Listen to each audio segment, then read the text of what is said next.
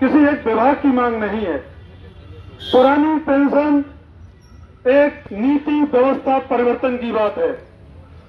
यह नीति जुड़ी है निजीकरण से, और इस देश में निजीकरण का बोलबाला 1991 से हो चुका है। हमारे किसी भी साथी संगठन ने निजीकरण को अभी तक नहीं समझा। 2012 में जब अटेवा का जन्म हुआ, अटेवा ने अपनी पहली टैगलाइन ही यही रखी, एनपीएस निजीकरण गो बैक। हमारा नेतृत्व बड़ा दूरदर्शी था जिसने निजीकरण की बात की। साथियों, अटेवा कोई संगठन नहीं है। अटेवा बेसिक में भी है, अटेवा माध्यमिक में भी है, अटेवा उच्च शिक्षा में भी है, अटेवा अन्य सरकारी विभागों में भी है। क्योंकि हमको चाहिए सरकार की नीति पलटने की ताकत, और वो ताकत हमें इन सभी विभागों को एक साथ लाने से मिलेगी। आज हमारा माध्यमिक शिक्षक संघ जो कई गुटों में बैठ चुका है, मैं यहां पर उपस्थित अपने महानुभावों से भी निवेदन करूंगा कि इतने टुकड़ों में मत बटे, एक साथ इकट्ठे हो जाएं। वो कहते हैं छोटे छोटे घर बन गए और आंगन घर से खत्म हो गया, तो मैं कहूंगा कि अपने आंगन की दीवारों को गिरा दो, यह आंगन और बड़ा हो जाएगा। साथियों, जब यह आंगन बड़ा होगा, हमारी ताकत फिर से 100 गुनी होगी। शायद सत्ता को यह बात पता चल चुकी है, इसलिए हमारी सीटें जो हमारे नेतृत्व के लिए, हमारी ताकत के लिए सदन में हुआ करती थी, आज हमारे पास नहीं है। वो हम वापस लेंगे, लेकिन लेंगे तभी जब हम एक साथ आएंगे। अभी मैं यहां पर आपका आह्वान इसलिए कर रहा हूं क्योंकि मैं पुरानी पेंशन मंच के लिए अटेवा के द्वारा आपके पास आता हूं। सभी का अच्छा सहयोग मिलता है।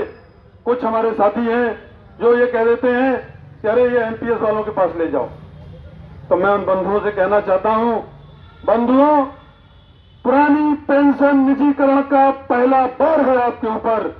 यदि आप पुरानी पेंशन में हैं तो आप सौभाग्य मानिए अपने आप को कि आप उस निजीकरण का शिकार नहीं हुए। लेकिन इन सरकारों की जो नीतियां चल रही हैं, कब आपको उस निजीकरण का पार करते पता नहीं चलेगा। क्या आपको यह संभव है, यह अच्छा लगेगा कि जिंदगी भर दोनों हाथों से जिस पर लुटाया, जब आप बुढ़ापे में जाएं, पूरी जिंदगी खपाने के बाद आपकी शुरुआत फिर से जीरो से हो। आप जीरो 1500, 1200, 150, ये कोई पेंशन है?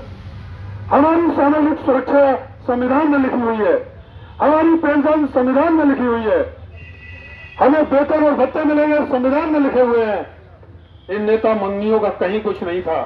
आपको देखकर उन्होंने अपने वेतन बनाए, आपको देखकर उन्होंने अपनी पेंशन बनाई, और आपको देखकर उन्होंने आपको ही किनारे कर दिया, क्योंकि आप अलग अलग गुटों में विभाजित हो चुके हैं। आज कोई विरोध नहीं कर पा रहा।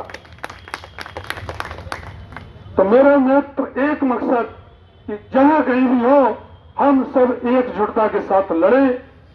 सरकारों, वर्तमान सरकार की बात नहीं है, 1991 से देश में उदारीकरण आया है। 1991 से अभी तक कितनी सरकारें बदली। मनन कीजिए, आप बुद्धिजीवी हैं, आपको समझना पड़ेगा कि हमारे ऊपर चोट कहां हो रही है। निजीकरण अगर इतना ही अच्छा है, तो जिस रेलवे के कोच में एक महीने की सैलरी में हम 25 से 30 कोच बना के देते हैं, आज निजीकरण के दौर में जो 3 कोच बने हैं उनकी कीमत ही 56 लाख रुपए। 3 कोच केवल, और हम 3 ट्रेनें बना करके देते हैं एक महीने में। तो वो ज्यादा अच्छा है या सरकारीकरण ज्यादा अच्छा है? हम और आप पढ़ करके आज संस्थाओं में अपने जीवन की लड़ाई और अच्छा जीवन जी रहे हैं। हमारे और आपके बच्चे प्राइवेट में कहां जाएंगे? प्राइवेट की कोई निश्चित नियमावली है क्या?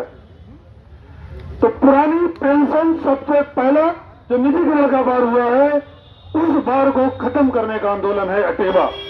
और अटेवा केवल इस राज्य में नहीं, पूरे देश में फैल चुका है, और पूरे देश में उसका नाम है NMOPS, national movement for old pension scheme, जिसकी हर जिले में, हर ब्लॉक में, हर तहसील में शाखा है।